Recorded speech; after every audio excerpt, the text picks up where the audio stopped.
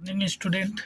चलिए हम सीखते हैं एसएससी के, रेलवे के, एनटीपीसी, ग्रुप डी, आर्मी के मोस्ट इम्पॉर्टेंट 6 क्वेश्चन सॉल्व करते हैं जो कई बार पेपर में रिपीट हुए हैं। कई बार वो पेपर में रिपीट हुए क्वेश्चन, ऐसे कुछ इंपॉर्टेंट क्वेश्चन हम सॉल्व करते हैं। मोस्ट इम्पॉर्टेंट क्वेश्चन है, ठीक है, रेलवे एसएससी के लिए कई एग्ज़ाम में पूछा गया रैंकिंग में। चलिए क्वेश्चन नंबर फर्स्ट हम देखते हैं। क्वेश्चन नंबर फर्स्ट क्या करें। सुबोध ने एक रेडियो अंकित मूल्य के 20% छूट पर खरीदा। क्या करता है, अंकित मूल्य से 20% की कम में छूट पे खरीद लेता है। उसने उसको जितने में खरीदा था उसने 30% लाभ पर बेच दिया। उसको अंकित मूल्य पर कितने प्रतिशत का लाभ हुआ। मतलब 20% कम दाम में खरीदा और क्या किया है, उसको 20% कम दाम में खरीद के 30% के लाभ में बेच दिया। मतलब अंकित मूल्य से 20% कम में खरीदा और 30% के लाभ पे बेच दिया। तो बताइए इसको प्रॉफिट मतलब कितना हुआ अंकित मूल्य पे। अंकित मूल्य पे उसकी प्रॉफिट कितनी हुई। तो चलिए हम क्वेश्चन पहले सॉल्व करते हैं। चलिए अंकित मूल्य हम मान लेंगे, जो अंकित मूल्य होगा, अंकित मूल्य इक्वल टू 100 रुपीज़। कितना मान लेंगे, 100 रुपीज़। अंकित मूल्य कितना आ गया बाबू, 100 रुपीज़। अब इस पे जो छूट है वो कितना हुआ है छूट हुआ है 20%। तो उसका जो कॉस्ट प्राइस हो जाएगा वो क्या हो जाएगा, मतलब कितने में खरीदा होगा वो, 100 माइनस 20 इक्वल टू 80 रुपीज़ में खरीदा होगा। कितने में खरीदा होगा, 80 रुपीज़ में। फिर क्या बोला है कि उसको 30% के लाभ पे बेचता है। मतलब 80% का 80 रुपये का सामान था, उसको 30% के लाभ पे बेचता है। तो क्या करेंगे हम, तो 1% की वैल्यू क्या होती है, 1% की अगर हम निकालना चाहें, सपोज दैट 1% की वैल्यू क्या हो जाएगा, तो 80/100 डिवाइड देंगे, क्योंकि 100% बराबर ये वैल्यू हो जाएगी, क्योंकि सीपी 100% के बराबर होता है। 1% की वैल्यू है तो 130% की, क्या 30% की क्या हो जाएगी, 130 में बेचा होगा तो 130 से मल्टीप्लाई कर देंगे। इसको हम सॉल्व करेंगे तो देखो 0 से 0 कैंसिल आउट, यहाँ से ये 0 से ये 0 आते रहते 104। कितने रुपए में बेचा होगा, ये 130% की आ गई। किसकी वैल्यू आ गई, 130% की वैल्यु आ गई। ठीक है ना, 1% के लिए 80/100 और 30% के लिए क्या होता है, 130 से मल्टीप्लाई कर देते, 104 आ गया। मतलब कितने में उसको बेचा होगा, 104 रुपये में। तो आप बताइए अंकित मूल्य कितना, उसको अंकित मूल्य था 100 और अंकित मूल्य से बेचा कितने में, 4%, मतलब 104 में, मतलब 4 रुपये का, 4 रुपये ज़्यादा में। तो 4 रुपये ज़्यादा फायदे में बेच रहा है। तो 100%, 100 में इसको परसेंट में बदलना है। तो मान लो लाभ जो आ गया वो कितना आ गया, 4 रुपये का। तो अगर इसको देखें तो 4/100 इंटू 100 करेंगे परसेंट में बदलने के लिए, तो आएगा 4%। आंसर क्या आएगा, 4%। मतलब अंकित मूल्य से वो 4% प्रॉफिट में बेचा है, अंकित मूल्य से 4% एक्स्ट्रा प्रॉफिट में बेचा हुआ। चलिए क्वेश्चन नंबर सेकंड पे चलते हैं। क्वेश्चन नंबर सेकंड हमारा क्या कह रहा है, लिखित मूल्य पर 20% छूट देने पर, कितने पर, लिखित मूल्य पर 20% छूट देने पर 60% का लाभ प्राप्त होता है। यदि छूट को 5% बढ़ा दी जाए तो लाभ प्रतिशत क्या होगा। छूट को 5% बढ़ा दी जाए तो छूट पर क्या हो जाएगा। चलिए हम इसको ट्रिक से देखते हैं कैसे सॉल्व करेंगे, ठीक है, ट्रिक के द्वारा। तो देखो लिखित मूल्य पे 20% छूट देने पे उसको 60% का प्रॉफिट होता है। कितने का, 60%। लिखित मूल्य पे मतलब हम मान लेते हैं 160% बराबर 80 रुपये।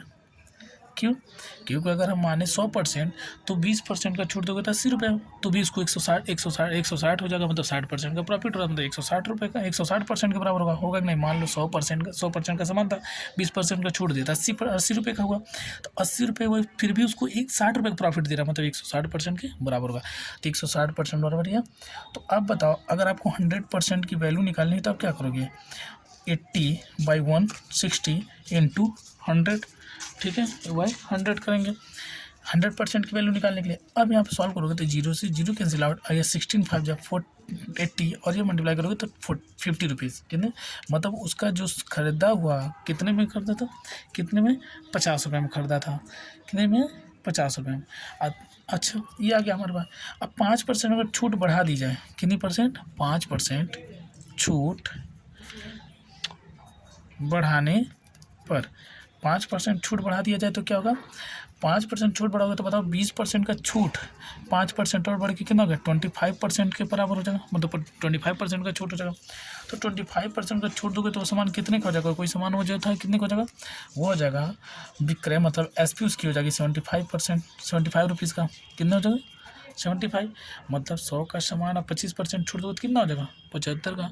अब बोल रहा कि लाभ परसेंट बताइए, क्या बताइए, लाभ परसेंट बताइए, ठीक है, लाभ परसेंट बताइए क्या होता है। तो लाभ परसेंट इक्वल टू होता है आप क्या करोगे, देखो 75 SP माइनस CP बाई 100, 100 नहीं CP ही आता है, नीचे भी क्या आता है देखो SP minus CP by CP, ठीक है। ये इंटू अब 100 करेंगे यहाँ पे, इंटू 100 इसको सॉल्व करोगे तो आपकी वैल्यू आएगी 50%। कितनी आएगी, 50%। मतलब आपको लाभ परसेंट कितना हो गया, तो जब 5% छूट और बढ़ा देंगे आप, तो लाभ आपका जो 160% का हो रहा था वो 50% के रह जाएगा। चलिए क्वेश्चन नंबर 3 पे चलते हैं।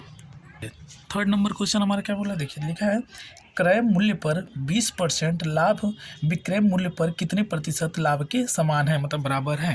कह रहा है कि क्रय मूल्य पर 20% का लाभ, किस पे, क्रय मूल्य पर 20% का लाभ विक्रय पर कितने प्रतिशत लाभ के बराबर है। देखो इसको ट्रिक के द्वारा कैसे करते हैं, ट्रिक के द्वारा ऐसा कभी भी क्वेश्चन आएगा आपको 20%, 25%, 30%, 5%, 2% कुछ भी दे सकता है। तो 20% के लाभ पे विक्रय मूल्य कि कितने प्रतिशत लाभ के बराबर है। इसको आप ट्रिक से करोगे, देखो 20% था तो 20 ऊपर रखोगे, इस 20 को 100 में जोड़ के 120 नीचे लिखेंगे, इंटू 100 कर देंगे, बस हमारे पास आ जाएगा। इसको सॉल्व करेंगे तो 16 होल 2/3% आएगा। इसको आप सॉल्व करोगे, 0 से 0 कैंसिल आउट होगा। अब इसको आप काटोगे तो कटेगा 2, देखो 2 6 जा, ये 2 से 10 बार में, 2 3 जा, ये 2 से 5 बार में, अब 5 टाइम से 50 बदलोगे तो 50 बाई क्या आएगा, 50/3, और उसको सॉल्व करोगे 16 होल 2/3% आएगा। यह विक्रय मूल्य के, मतलब इसका क्या है, विक्रय मूल्य प्रतिशत लाभ, क्या है इसको, विक्रय मूल्य प्रतिशत लाभ, ठीक है। और ये क्या था, 20% क्रय मूल्य के 20% लाभ विक्रय मूल्य के कितने प्रतिशत लाभ के बराबर है, ठीक है। ये आपको सॉल्व ऐसे करना है ट्रिक के द्वारा, ठीक है। कोई भी नंबर वहाँ पे चेंजिंग हो सकता है, 20%, 5%, 2% हो सकता है। चलिए क्वेश्चन नंबर 4 पे चलते हैं। क्वेश्चन नंबर 4 हमारा क्या कह रहा है, क्वेश्चन नंबर हमारा 4 कह रहा है एक घड़ी 4 बजे का समय दर्शा रही थी। घंटे की सुई 90 डिग्री घूमने, कितने 90 डिग्री घूमने के बाद क्या समय होगा। तो बताइए, आप पहले ये जान लीजिए कि 4 बज रहा है, सपोज दैट 4 बज रहा है, 4 तो दिया ही है, 4 बज रहा है। अब जानते हैं कि एक घंटे में घंटे की जो सुई होती है वो 30 डिग्री घूमती है। कितनी डिग्री घूमती है, 30 डिग्री घूमती है, ये आपको पता होना चाहिए।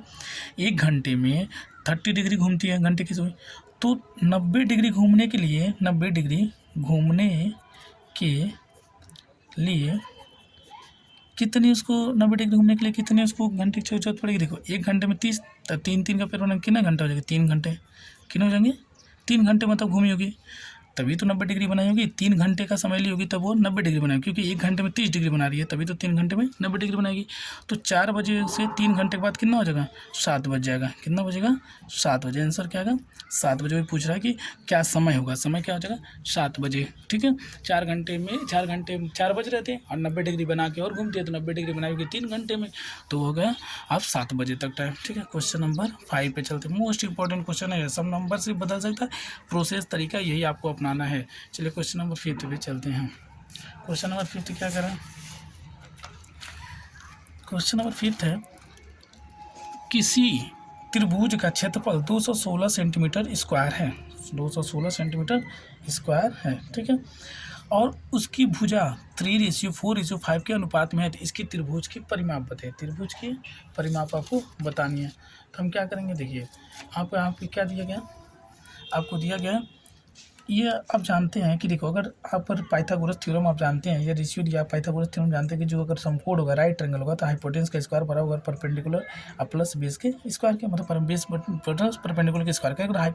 अगर ये राइट ट्रायंगल हुआ तो हम पहले देख लेते हैं राइट ट्रायंगल है कि नहीं। तो सबसे बड़ी वाली रेशियो को हम हाइपोटेनस मान लेंगे, तो मतलब 5 का स्क्वायर, और बाकी दोनों परपेंडिकुलर या बेस कुछ भी हो सकते हैं। तो 3 का स्क्वायर प्लस 4 का स्क्वायर, तो 3 का स्क्वायर 9, अब 4 का स्क्वायर 16, ये जोड़ के अगर 25, और ये 5 का स्क्वायर होता है 25, मतलब हाँ दोनों, मतलब इन दोनों का स्क्वायर इसके स्क्वायर के बराबर है। तो ये कौन सा ट्रायंगल हो गया, राइट ट्रायंगल। क्यों ऐसा पता गया है, क्योंकि तभी तो हम कौन सा फार्मूला लगाएंगे, हमको पता चलेगा किस एरिया निकालने का फार्मूला कौन सा लगा था कि 216 है। तो एरिया क्या होता है राइट ट्रायंगल का, एरिया राइट ट्रायंगल क्या होता है, 1/2 base into height, 1/2 base into height हो, यही था ना, मतलब आधार गुणे ऊंचाई, क्या कहते हैं इसको, आधार गुणे ऊंचाई कहते हैं। और एरिया का क्षेत्रफल होता है जो समकोण का, समकोण त्रिभुज का, त्रिभुज, समकोण त्रिभुज का जो एरिया होता है वो क्या होता है 1/2 बेस इंटू हाइट। तो 1/2 आधार क्या हमारे पास, आधार हमारे पास है 3, ऊंचाई क्या हमारे पास 4। अब यही एरिया किसके बराबर है 216 के, किसके बराबर है 216 के। क्यों, क्योंकि हमारे पास एरिया दे चुका है 216 सेंटीमीटर स्क्वायर। अब इसको सॉल्व कर लो आप, तो देखो ये हो जाएगा 216 गुणे 2, क्योंकि ये इधर डिवाइड में इधर जाके मल्टीप्लाई किया, और ये दोनों मल्टीप्लाई में इधर आके डिवाइड में हो जाएंगे। ठीक है, तो हमको क्या अनुपात एक रेशियो वैल्यू पता चलेगी। तो यहाँ पे हम x मान लेते हैं, यहाँ पे भी x।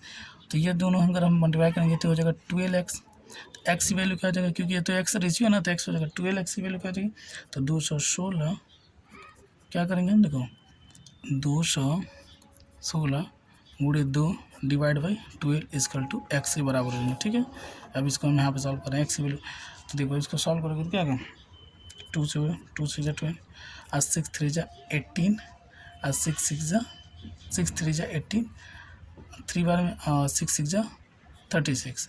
और यहाँ पे देखो 3x का मल्टीप्लाई जब 4x में करोगे तो 12x स्क्वायर आएगा। तो यहाँ पे जब 12x स्क्वायर लिखोगे तो x स्क्वायर मतलब 36 का वैल्यू हो जाएगा x स्क्वायर की। तो x की वैल्यू क्या आ जाएगी 6, कितनी आ गई 6, मतलब एक रेशियो वैल्यू 6 है।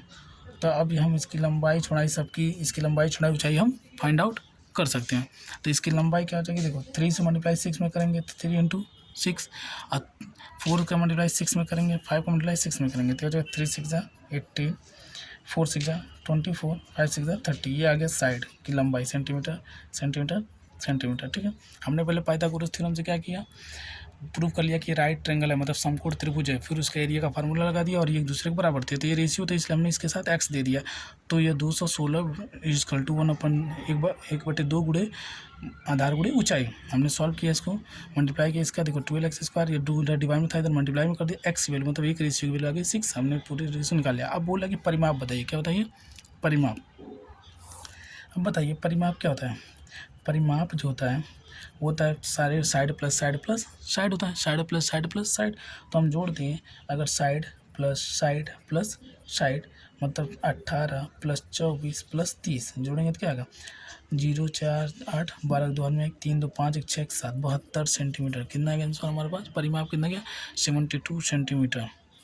कितना गया 72 सेंटीमीटर। ये हमारा परिमाप का, परिमाप मतलब उसका बाउंड्री लाइन। परिमाप कहता है किसी ट्रायंगल का पूरी बाउंड्री, ये बाउंड्री। ठीक है, चलिए क्वेश्चन नंबर 6 पे हम चलते हैं। इस वीडियो का लास्ट क्वेश्चन है क्वेश्चन नंबर 6। एक सही घड़ी सुबह के 8 बजे दर्शाती है, सुबह का 8 बजे। तो पहले घड़ी बना लेते हैं, इसमें एक घड़ी है। ठीक है, यहाँ 12 1 2 3 4 5 6 7 8 9 10 11। ठीक है, यह सुबह का 8 बजे दर्शाती है, हम सुबह का 8 बजे दर्शाती है। ठीक है, घड़ी का घंटों की सुई की दोपहर, घड़ी का घंटी की सुई दोपहर बाद 2 बजे तक कितने डिग्री का कोण बनाती है। मतलब यही घंटे की सुई 2 बजे दोपहर में 2 बजे कितने की एंगल बनाएगी। तो ये देखिए 2 बजे दोपहर में कितने की एंगल बनाएगी, एक देखो सीधा लाइन जो डिग्री कितनी बन रही है 180 की। आंसर क्या आएगा इसका 180। क्या कितने की डिग्री बनाएगी बाबू 180 डिग्री। देख रहे हैं ना, अब बोला कि 8 बजे रहा था, फिर दोपहर की वही घंटे की सुई दोपहर के 2 बजे, मतलब यहाँ से चलते चलते वो दोपहर के 2 बजे पे आ जाएगी। तो यहाँ पे इसकी एक लाइनिंग है और यहाँ पे 2 बजे, बताइए तो कितनी डिग्री बनती है। कि जानते हैं आप स्ट्रेट लाइन, एक सीधी लाइन जो होती है वो 180 डिग्री बनाती है। तो कितना डिग्री बनाएगी 180 डिग्री का कोण बनाएगी। कोण पूछा तो कितना हो जाएगा 180 degree. I hope you understand. ठीक है, प्लीज़ लाइक करिए, सब्सक्राइब करिए। ठीक है, ये आपको मोस्ट इंपॉर्टेंट क्वेश्चन थे, सिर्फ नंबर बदलेंगे, प्रोसेस यही रहेंगे, मोस्ट इंपॉर्टेंट क्वेश्चन है।